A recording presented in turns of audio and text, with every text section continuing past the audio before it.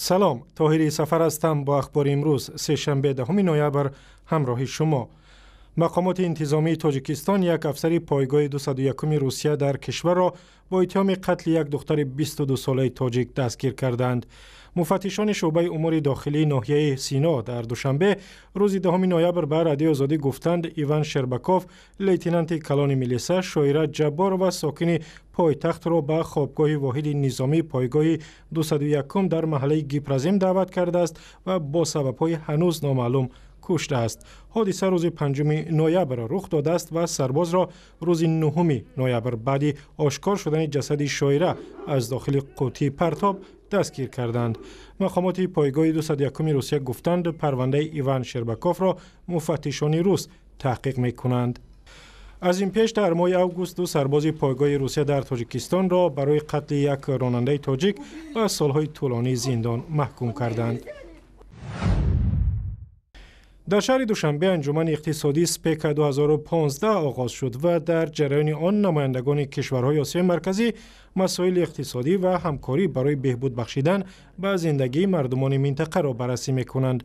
سپک برنامه مخصوصی سازمان ملل است که به آن به غیر از 5 کشور آسیای مرکزی افغانستان و آذربایجان هم شامل هستند.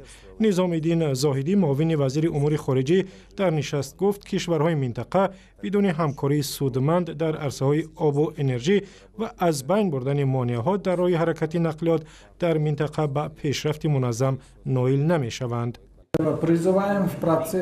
ما می‌خواهیم در جریان تهیه برنامه‌های منطقوی به رفع مانع‌های صنعی و از نظر اقتصادی زیان آور در ساحه‌های نقلیات و مخابرات که به رشد همکاری‌ها خلل می‌رسانند توجه خاص ظاهر شود.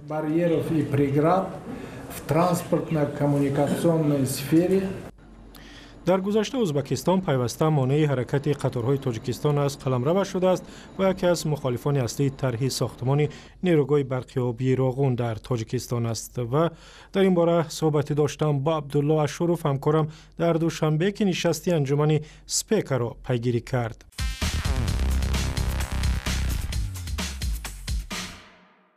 عبدالله، در روز اولی نشست شرکت‌داران انجمن بیشتر در باره کدام موضوعها صحبت کردند؟ با نظر داشتی آنکه در همایش برنامه سپکتا امروز در دوشنبه نماینده های کشورهای آذربایجان، افغانستان، ترکمنستان، قزاقستان و قرقیزستان شرکت داشتند. البته مسئولان بیشتر درباره روابط بین کشورها در عرصه تجارت، نقلیات و آب و انرژتیکا رد و بدل ها صورت گرفت.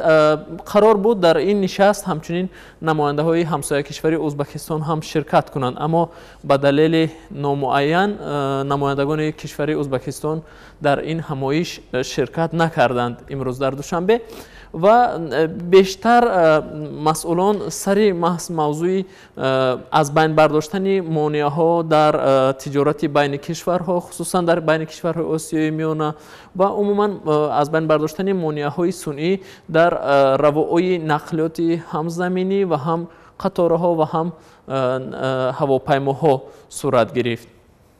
و انجمن سپک در مدت بیشتر از 10 سال اجرا برای تاجیکستان چی منفعت داشته است؟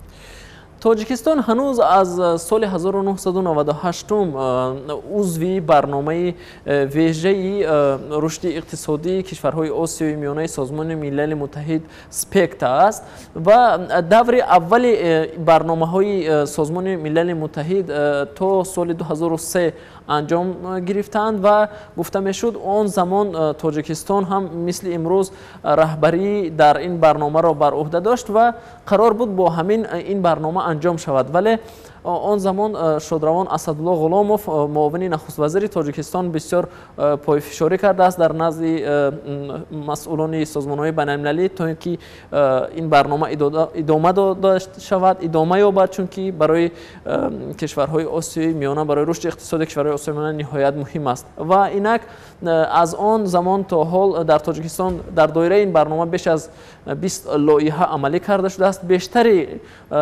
لایحه ها در مورد از بین بردن مانع‌های صنعی در تجارت بین کشورها ربط دارد. و محض در دایره همین برنامه یک حجت قبول شده است که روائای نقلیات زمینی را در کشورهای آسیای میانه تنظیم میکند و به گفته مسئولان محض همین برنامه باعث شد که تجارت بین کشورها در منطقه ما بیشتر شود. تشکر. همکارم عبدالله اشور بود که از دوشنبه صحبت میکرد.